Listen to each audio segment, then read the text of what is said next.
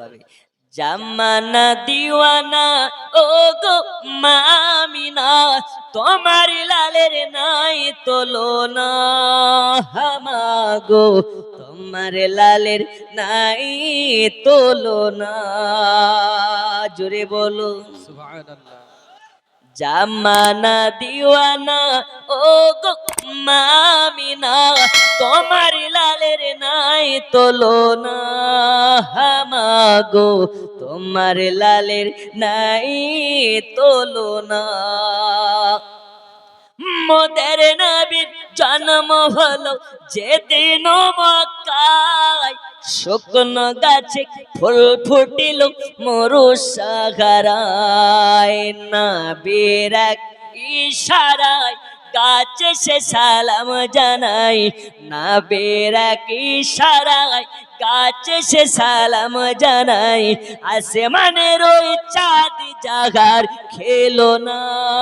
হামাগো তোমার লালের নাই তুলনা। জামানা দিওয়ানা ও গো মামিনা, তোমার লালের নাই তুলনা। হামাগো তোমার লালের নাই তুলনা।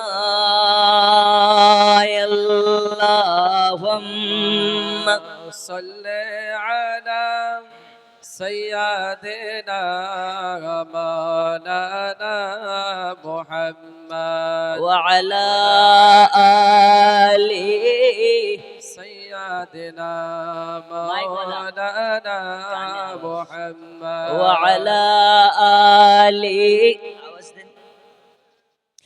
মাওলানা মুহাম্মদ ওয়া আলা আলি সাইয়্যিদিনা মাওলানা মুহাম্মদ। হে জওয়ানেরা, যুবকেরা, সোনা মানিকেরা, এবার হযরত আম্মা জান আমিনা বিবি রাদিয়াল্লাহু তাআলা আনহুমা বলেন, আমার পেট থেকে একটা নূর বার হয়ে চলে আসলো। ওই নূরটাই হলো আখেরি জামানার পয়গম্বর, আল্লাহ তাআলা যার হাতে তুলে দিয়েছেন হাউজে কাউসার। ওই নবী পাকের আগমন হয়ে গেল। আম্মা জান আমিনা বলেন, আমি লক্ষ্য করে দেখেছি আমার বাচ্চা দুনিয়াতে ভূমিষ্ঠ হওয়ার সঙ্গে সঙ্গে মামা করে কান্না করে নাই, কান্না করতে করতে দুনিয়াতে আসে নাই, মামা করতে করতে আসে নাই। আমার বাচ্চা দুনিয়াতে আসার পরে পরে সাজদায় পড়ে গেছে। সাজদায় পড়ে গিয়ে যেন আমি দেখেছি ঠোঁট দুটো যেন লড়তে আছে লড়তে আছে। আম্মা জান আমিনা দয়াল নবীকে কানের কাছে তুলে যখন লাগিয়েছে, আম্মা জান আমিনা শুনতে পাই একটা জিকির করতেছে, একটা জিকির করতেছে। ওই জিকিরটা কোন জিকির? হযরত আমিনা রাদিয়াল্লাহু তাআলা আনহুমা বলেন, আমি শুনেছি আমার বাচ্চার জবান থেকে ওই জিকিরটা হলো ইয়া রাব্বি হাবলি উম্মতি। এই আমার রব, আমার আল্লাহ, আমার উম্মতের কি হবে, আমার উম্মতের কি হবে? আমার একটা যদি উম্মত জাহান্নামে চলে যায়, আমি নবী জান্নাতে যেতে পারবো না। আমার একটা উম্মত যদি জাহান্নামে চলে যায়, আমি নবী জান্নাতে যেতে পারবো না। আমার আল্লাহ বলে, হাবিবুল্লাহ আপনাকে কথা দিলাম, যার অন্তরে আপনার মোহাব্বত থাকবে, যার অন্তরে আপনার ভালোবাসা থাকবে, আমি আল্লাহ তাকে হাসরের মাঠে বাছাই বাছাই করে আপনার সঙ্গে জান্নাতে দেব। ওগো নবীজি, আপনার দিওয়ানাদের ভয় নাই, আপনার আশিকানের ভয় নাই, আপনার দিওয়ানাদের ভয় নাই। যার অন্তরে আপনার মোহাব্বত থাকবে, আমি আল্লাহ তাকে আপনার সঙ্গে জান্নাতে দেব।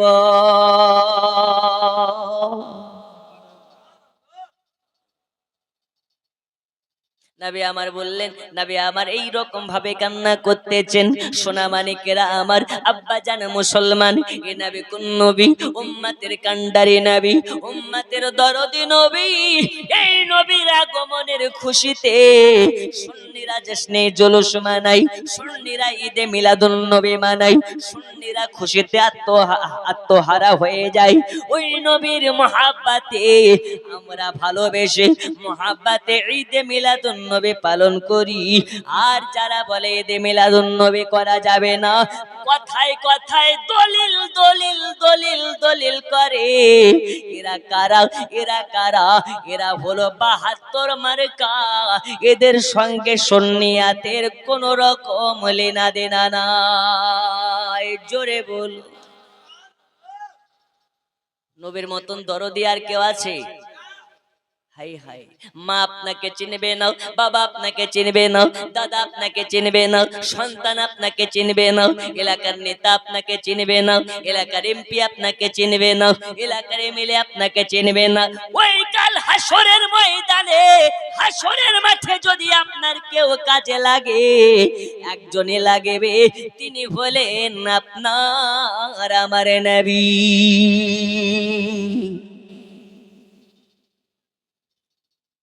নবী ছাড়া খোদা পাবে না গো দিওয়ানা, আল্লাহ নবী ছাড়া খোদা পাবে না।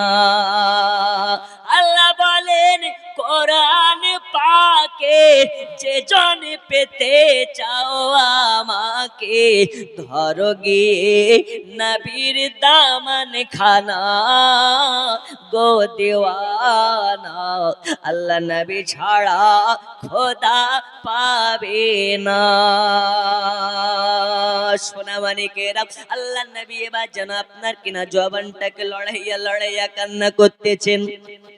অনেক লম্বা চওড়া ঘটনা, আপনাকে টুকরা টুকরা করে বলি। ওই দিকে আব্দুল মুতাল্লিব মানে রাসূলুল্লাহর দাদু যান, রাসূলুল্লাহ দাদা যান কাবা শরীফের খাদিম, কাবা শরীফের দেখভাল করে। কাবা শরীফের কাছে আছেন তিনি, তিনি যেন দেখতে পাই আল্লাহর কাবা ঘরটা বারে বার বারে বার ঝুঁকে ঝুঁকে পড়ে যাচ্ছে। আব্দুল মুতাল্লিব বলে কাবাকে, এই কাবা তুমি কেন বারে বারে ঝুঁকে ঝুঁকে পড়ে যাও? কাবা ওই সময় বলেছিলেন, ও আব্দুল মুতাল্লিব শুনে নিন, শুনে নিন, আজ আমি কাবা, আমার কাবা যদি দেখতে হয় আর দেরি করবেন না, আর বিলম্ব করবেন না, জলদি করে চলে যান আমিনার বাড়িতে। আজ আমিনার গর্ভ হতে আমি কাবা, আমার কাবার আগমন হইয়া গেছে। কাবারও কাবা, আদম নবীর বাবা, তিনি হচ্ছেন জগৎ গুরু মুহাম্মাদুর রাসূলুল্লাহ। জোরে বলুন। আহা, কাবা বলে চলে যান। আব্দুল মুত্তালিব এইবার দৌড়াতে দৌড়াতে বাড়ির দিকে যায়। আমিনার দরওয়াজার কাছে খটখটাইয়া আওয়াজ দেয়। আমিনা বলে, কে? বলে, আমি তোমার শ্বশুর আব্বা জান, দরওয়াজা খোলো। দরওয়াজা খুলে দিয়েছে। আমিনাকে বলে, আমিনা, আমিনা, তোমার নাকি বাচ্চা হয়েছে? আমিনা বলে, আব্বা জান, হ্যাঁ, আল্লাহ তাআলা আমার ঘরে একটা ফুটফুটে সুন্দর বাচ্চা দিয়েছে। ওই বাচ্চার চেহারা এত সুন্দর, এত সুন্দর, এই বাচ্চার দিকে তাকালে খোদার জ্বালা থাকে না, খোদার জ্বালা মিটে যায়। এ বাচ্চার দিকে তাকালে পিয়াসা আর থাকে না, পিয়াসা মিটে যায়। এত সুন্দর চেহারা, এই চেহারার দিকে যদি তাকিয়ে 1 মাস থাকা যায়, 1 মাস খিদে লাগবে না। 1 বছর যদি তাকিয়ে থাকা যায়, 1 বছর খাবার লাগবে না, ভাত লাগবে না, রুটি লাগবে না, পানি লাগবে না। এত সুন্দর চেহারা, ওই নবীর রওজার দিকে যারা তাকাবে, নবী আমার বলেছেন, মান যারা কাবরি ওয়াজাবাত লাহু শাফাআতি, যে আমার রওজা পাককে দেখে নেবে, আমার জন্য তাকে শাফায়াত করা ওয়াজিব হইয়া যাবে। তাহলে নবীর মাজার গেলে লাভ আছে না লস আছে গো? একটু জোরে বলতে হবে, লাভ না লস? এক শ্রেণীর মানুষ বলে মক্কাতে হজ করতে গিয়ে নবীর মাজার গেলেও চলে, না গেলেও চলে। আমি বলি খ্যাপার দল, একবার কেন, যদি মাসে মাসে তুমি হজ করতে যাও আর নবীর মাজার যদি তুমি না যাও, ওই হজের দাম আছে? দাম নেই। আচ্ছা বলুন তো, এটার নাম কি? Mobile phone, telephone. এখন এই মোবাইল ফোন যদি থাকে, আবু তাহিরকে 20,000 টাকা দিয়ে না এনে বাড়িতে শুয়ে শুয়ে আবু তাহিরের ওয়াজ শোনা যায় কি যায় না? যায়। এখন আপনার ছেলে আছে সৌদিতে আর আপনি আছেন কানাপাড়া গ্রামে। এই কানাপাড়া গ্রামে বসে সৌদিতে আপনার ছেলে কি খাচ্ছে, কি পরে আছে, কেমন ভাবে কাজ হচ্ছে, বাড়িতে বসে দেখাও যায়, খোঁজ নেওয়াও যায়। একটু মনোযোগ দিয়ে শুনুন, আকীদা কাকে বলে বুঝতে হবে। যাই তো যাই। এখন এই ফোনে যদি, ফোনটার দাম হচ্ছে 50,000 টাকায় অথবা 20,000 টাকায় অথবা 1,00,000 টাকায়, এই ফোনটার মূল্য আছে, ফোনটার দাম আছে, কিন্তু ফোনটাতে ফোন যাবে, ফোন আসবে। যদি এই ফোনের ভিতরে একটা সিম কার্ড না ভরা থাকে, এই ফোন থেকে কি ফোন যাবে আসবে?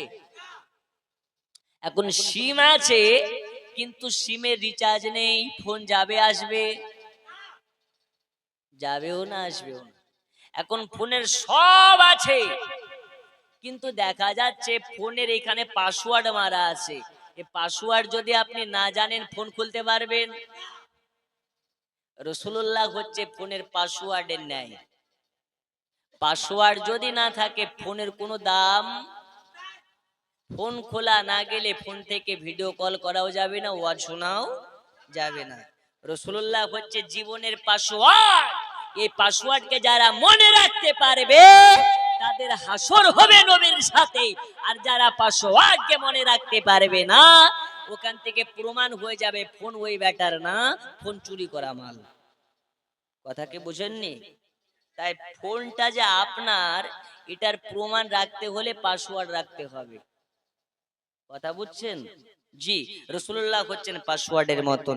আর একটু বলে ইনশাআল্লাহ আমার বক্তব্য রীতি ঘটবে। এই দেখুন 11টা 43 বাজছে, আর কিছুক্ষণ বলবো, তারপরে আপনারা চলে যাবেন। আর একটু কষ্ট করে বসা যাবে না ইনশাআল্লাহ? এই যাবে তো ইনশাআল্লাহ? জি, একটু বসে যান। আপনাদেরকে আজকে আমি 2 থেকে 3টা মেসেজ দেব, এই মেসেজগুলো আপনারা নেবেন আর মেসেজগুলোর প্রতি আমল করার চেষ্টা করবেন। আল্লাহ রাসূল সাল্লাল্লাহু তাআলা আলাইহি ওয়াসাল্লামকে একবার দেখা করার জন্য আব্দুল মুতাল্লিব চলে আসলেন আমিনার কাছে। এসে বলছে, আমিনা দেখে তোমার বাচ্চাটাকে একবার দাও। আব্দুল মুতাল্লিবকে রাসূলুল্লাহর দাদা যান, হযরতে বিবি আমিনার শ্বশুর আব্বা যান। শ্বশুর আর বৌমার মধ্যে মোহাব্বত কতটা দেখুন। এদের মনে হয় না যে এরা শ্বশুর বৌমা, মনে হয় বাপ বেটি। জোরে বলুন। আর এখনকার ওই মোহাব্বত নাই, থাকবে কি করে? তুমি যখন বিবাহ দাও, তুমি কি পণ নিতে ছেড়েছো নাকি? ঠিক কিনা? বলছে আমার ছেলেটাকে এত কষ্ট করে বড় করেছি, কিছুই নেব না, তবে এর আগে যারা এসেছিল তারা নিজে থেকে বলেছিল একটা আরটিআর দেবে, 5 ভরি সোনা দেবে, আর দোকান বাগান করার জন্য 2 লাখ টাকা দেবে। এখন আপনারা কি দিবেন দেন। যে পণ নেয়, পণ নেওয়াও হারাম, পণ দেওয়াও হারাম। আল্লাহর এই পৃথিবীতে জঘন্যতম জঘন্যতম সব থেকে নিকৃষ্ট ফকির তারা, যারা শরীর সুস্থ থাকার পরে পণ নেয়। যারা পণ নেওয়া যেমন জঘন্য অপরাধ, পণ দেওয়াও জঘন্য অপরাধ। আপনার মেয়েকে দেখতে এসেছে, আসার পরে বলছে 5 লক্ষ টাকার পণ দিতে হবে, ওকে নাস্তার বদল জুতার বাড়ি দেন, বাড়ি থেকে তাড়িয়ে দেন। কথা বুঝেননি? এখন আপনারা দিতে দেওয়ার সুযোগ করে দিয়েছেন, তাই নিতে পারছে। হাদিস অনুযায়ী, শরীয়তের ল অনুযায়ী ছেলেরা মেয়েদেরকে টাকার বিনিময়ে বিয়ে করে নিয়ে আসবে। আর এখন কি হচ্ছে, কুরবানির ছাগল যেমন কেনা হয়, এখন ওই রকম মেয়েদের বাবারাও কুরবানির ছাগল কিনে বেড়াচ্ছে। যদি হয়ে যায় সরকারি চাকরি, ও পায়খানা পরিষ্কার করে না বাথরুম পরিষ্কার করে ওটা দেখবে না, সরকারি চাকরিজীবী বলে কথা, এর সঙ্গে বিয়ে দিতে হবে। আর ও চাকরির লেভেল অনুযায়ী পণের আপনার কিনা লেভেল হয়। ও যদি চাকরি হয় মাসে 20,000 টাকার বেতনের, তো ওর পণ হচ্ছে 20,000 টাকার মতন। ও যদি 50,000 টাকার হয় তো 50,000 টাকার মতন। আচ্ছা, পণ নেওয়া যাবে কি